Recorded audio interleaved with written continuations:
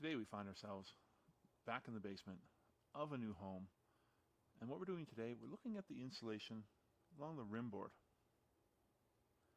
And it's not right, but let's have a look.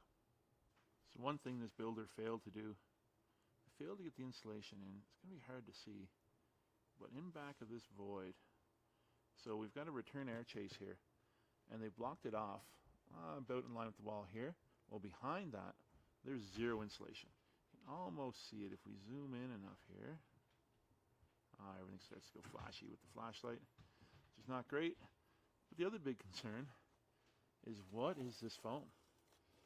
This is the worst looking spray foam, and they've missed a lot of the intumescent paint, which is a fireproofing paint on top of the foam in a lot of the areas down here. So not great. And what I mean by exposed foam, that yellow, that's the foam.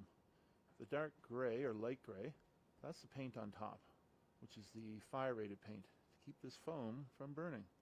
And with the low quality foam that's been installed, that's a big hazard right now to have it all exposed like that. And that's many areas throughout this basement. The concern down in this basement, there are no tags stating what type of foam was used. That is a requirement prior to possession of the home.